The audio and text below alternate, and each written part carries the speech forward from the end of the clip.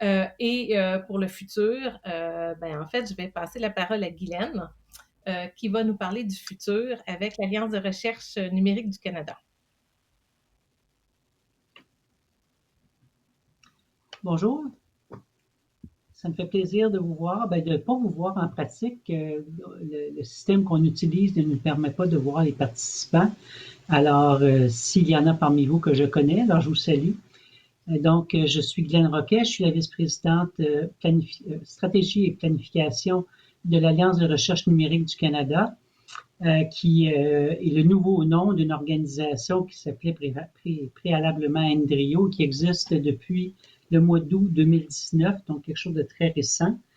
On va voir si ça fonctionne. Donc, je vais faire une mise à jour de ce qu'on a fait dans ces 2 dernières années et de ce qu'on planifie là, dans les années futures. On va axer la présentation surtout sur le futur. Les services qu'on fournit avec l'aide de partenaires, dont entre autres Calcul Québec, et un projet que nous voulons démarrer l'an prochain, un centre d'innovation auquel les chercheurs des différentes régions du Canada auront accès. Donc d'abord la mise à jour. Donc, je vous avertis tout de suite, mes diapositives sont assez fournies en termes d'informations. Et étant donné le temps là, qui m'est donné, je vais passer rapidement sur le contenu. Cependant, j'ai fourni une copie là, de la présentation qui pourra être distribuée à tous les participants si vous voulez voir le détail là, qui est présent sur les différentes diapositives. Donc, quand on parle de l'environnement, l'infrastructure de recherche numérique, on considère quatre grands piliers, si on veut. Le premier, c'est le réseau. Le réseau, donc, qui nous est fourni là, par Canary et par le risque, est quand même l'assise qui nous permet là, de faire nos travaux et d'accéder à nos serveurs et d'accéder à nos données et de les distribuer par la suite. Le deuxième volet, c'est le pilier, c'est la gestion des données de recherche. Donc, c'est la fondation là, des activités de recherche et les données que nous utilisons comme intrants et les données que nous produisons qui nous permettent là, de soutenir les publications là, qui sont faites par nos chercheurs. Les logiciels qui vont traiter ces données-là et finalement l'infrastructure physique, les différents serveurs, le stockage, etc., qui est disponible pour soutenir les activités de recherche effectuées sur les grâce aux 3 autres piliers. Et en termes de complément à ces différents outils, on a d'abord le personnel. C'est certain que ce sont les personnes qui administrent les différents centres de calcul, qui supportent les chercheurs, qui développent les outils et qui les rendent disponibles, qui sont absolument au cœur des activités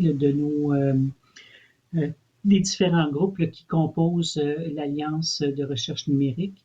Et évidemment aussi la cybersécurité. Je pense que c'est la seule fois dont on va en parler pendant notre présentation, mais qui est évidemment essentiel pour protéger les actifs numériques que nous gérons. Donc, rapidement, au niveau des activités qui ont lieu dans les 2 dernières années, je pense que le principal objectif était de faire d'abord un état des lieux. On a fait 3 publications sur la gestion des données, sur l'infrastructure et sur les logiciels de recherche. On a recueilli les besoins des chercheurs à travers des sondages, à travers la réception de différents documents, des exposés de position, des plans stratégiques qui nous ont été fournis par différents groupes.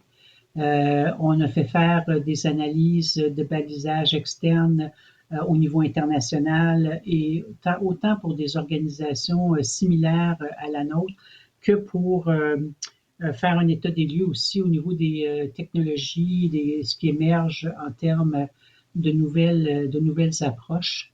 Avec un regard particulier sur l'info nuagique. Évidemment, il y a une utilisation grandissante par les chercheurs de l'info nuagique, autant celle qui est fournie par l'Alliance que par les fournisseurs commerciaux.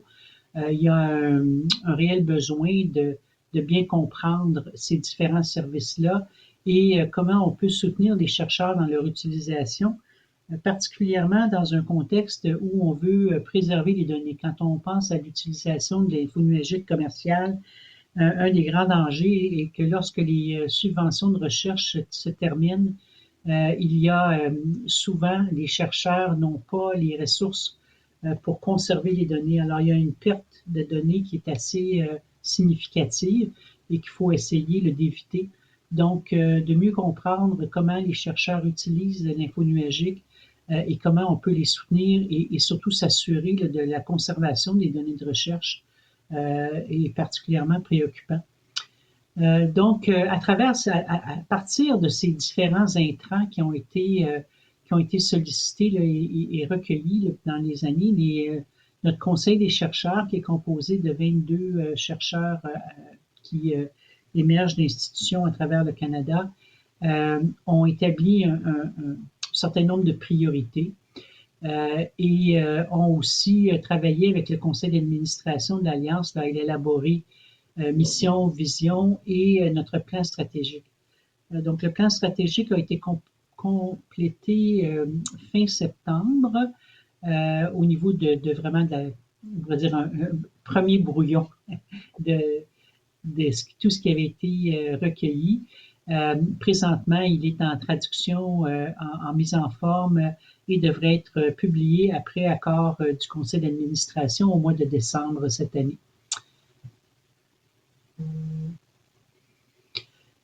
Pour l'année prochaine, donc à partir de maintenant, on commence déjà à planifier. En fait, notre année commence le 1er avril 2022, mais on est déjà en planification des principales activités là, qui vont être dans l'an 1 de la réalisation de notre plan stratégique. Donc, on travaille avec le Conseil des chercheurs, avec nos différents partenaires, donc les 4 régions là, qui soutiennent l'environnement numérique, donc Calcul Québec, mais aussi AceNet dans les maritimes, Compute Ontario et WestGrid dans l'ouest du Canada, ainsi que des groupes comme Canary, comme aussi nos différents partenaires au niveau du financement des activités, donc le Fonds canadien d'innovation, les 3 conseils, le ministère de l'Industrie, Sciences et Développement économique, etc., pour préparer les activités qui vont démarrer l'an prochain. En termes de stabilisation, une des choses qui a été recherchée là, dans les différents travaux qui ont mené à la création là, de l'organisation, et une des objectifs était d'avoir une certaine prédictibilité au niveau du financement des activités. Donc, actuellement, ce que le gouvernement du Canada anticipe en termes d'investissement est un investissement au niveau des opérations qui peut aller jusqu'à 52 millions de dollars par année. Et avec la contrepartie, donc ça représenterait 60% des investissements, 40% provenant des provinces et des institutions, ce qui amène un montant que j'ai pas le total à l'esprit, mais autour de 80 millions plus qui seraient disponibles dans la mesure évidemment où la contrepartie est disponible. Au niveau du capital, l'investissement va pouvoir aller jusqu'à 60 millions avec contrepartie, donc 60-40, ça veut dire 100 millions au complet. Ça représente le double de l'investissement qui a été fait dans les 5 dernières années.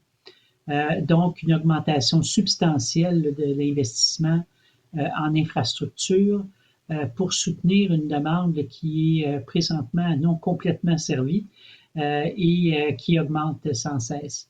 Donc, en espérant que la contrepartie sera disponible pour nous permettre d'aller au maximum des investissements possibles suite aux investissements fournis par le gouvernement fédéral. Au niveau des services maintenant, ça c'est un bon exemple d'une diapositive que je ne lirai pas dans le détail. Il y a 6 grandes facettes dans ce qu'on fait. Il y a des activités qui sont vraiment des services qui sont disponibles pour les chercheurs, et puis il y a des activités de soutien pour rendre tout ça disponible. Donc, le calcul informatique de pointe, la gestion des données de recherche, les logiciels de recherche, et du côté soutien, la formation, le perfectionnement, et les relations nationales et internationales avec nos différents partenaires, ainsi que les activités de financement qui, faut pas oublier que c'est quand même une partie importante là, qui soutient nos activités. On a des principes directeurs qui guident nos activités. D'abord, donner la priorité aux chercheurs et aux chercheuses du Canada. On veut avoir une approche qui est axée sur le service. On veut être transparent dans nos activités. On veut soutenir l'excellence au niveau de la recherche au Canada. Et on veut favoriser la collaboration. Donc, il y a vraiment une approche très voulue de travailler de concert avec les différentes parties prenantes dans notre écosystème et de arriver à des approches consensuelles au niveau de comment on développe cet environnement-là dans le futur. En termes de services, du côté de l'informatique, du calcul de pointe, bon, mais évidemment, toute l'infrastructure dont Suzanne nous a donné une idée. Le site de l'ETS est un des 5 sites qui fournissent des services au Canada. Il y en a 2 en Ontario et 2 en Colombie-Britannique là, qui s'ajoutent au site du Québec et qui sont disponibles à tous les chercheurs. Donc, il n'y a pas besoin que l'institution soit membre ou que pour que les chercheurs aient accès. Donc, tous les chercheurs dans le milieu collégial et universitaire ont accès aux ressources. Donc, il y a une allocation de base qui est accessible à tous. Et il y a des concours pour ceux qui désirent une plus grande capacité de calcul qui sont effectués chaque année. Du côté de l'info nuagique, il y a de l'info nuagique qui est disponible et qui est un service interne, donc qui est fourni par un centre, principalement par un centre qui est en Colombie-Britannique à l'Université Victoria, mais aussi il y a des composantes de services en nuage qui sont accessibles à travers les autres sites. Et comme je vous le mentionnais, on va faire des démarches pour élargir l'offre avec des partenaires commerciaux. Au niveau de la gestion des données de recherche, il y a plusieurs services qui sont offerts à travers le programme Portage que vous connaissez peut-être. Donc, des logiciels pour faire la préparation des plans de gestion de données de recherche, les stratégies, des services de stockage et des services de découverte et d'accès des différentes données pour graduellement répandre la notion d'une science ouverte à travers le Canada. Au niveau des logiciels de recherche, on intègre 2 programmes, des programmes qui proviennent de Canaries et qui nous sont transférés au niveau de soutenir les activités de recherche, de développement de logiciels de recherche. Donc, c'est peut-être le volet présentement le moins développé là, des différents services là, qui sont offerts. Donc, il y a un effort là, qui va être fait dans ce secteur-là pour augmenter l'offre qui va permettre aux chercheurs là, de développer des outils là, qui soutiennent leurs activités. Au niveau du soutien, bon, on en a beaucoup parlé, la formation et perfectionnement. Il y a des programmes qui sont offerts par les différents partenaires régionaux, mais il y a aussi, on veut développer une offre au niveau national et peut-être coordonner les différentes offres de façon à ce qu'elles soient plus visibles et plus accessibles aux chercheurs. Au niveau national et international, on a commencé plusieurs discussions avec différents partenaires. Au niveau national, présentement, on a des discussions pour des partages de services avec Statistique Canada, avec le NRC, j'oublie l'acronyme français. On travaille avec les 3 conseils, on travaille avec le Fonds canadien d'innovation. sur différents dossiers là, où on espère qu'une plus grande collaboration nous permettra d'améliorer les services offerts aux chercheurs. On développe aussi des partenariats avec des groupes à l'international sur plusieurs niveaux. Au niveau d'établissement des standards et du partage des standards à travers les différentes organisations internationales qui les développent, mais aussi avec des groupes qui offrent des services similaires dans d'autres juridictions. On est en train présentement d'établir une espèce de entente de collaboration avec NCSC, qui est un très gros organisme de recherche américain, dont je parlerai un peu plus quand on va parler du laboratoire. Mais aussi, on a des discussions avec des groupes en Australie, en Allemagne, en France, en Grande-Bretagne, toujours dans l'objectif de collaborer, de partager les ressources et d'optimiser les investissements qui sont faits par ces différentes juridictions-là. Parlant de financement, ben, c'est quand même un volet important. Contrairement à Calcul Canada, l'Alliance va être un organisme subventionnaire. Donc, non seulement on va fournir des services dans le contexte de l'environnement de recherche numérique, mais aussi on va financer des activités. Donc, les programmes qui présentement sont gérés par le Fonds canadien d'innovation sont transférés à l'Alliance et vont être gérés par l'Alliance dans le futur. Donc, on doit développer une expertise là, en gestion de programme et en suivi des subventions de recherche.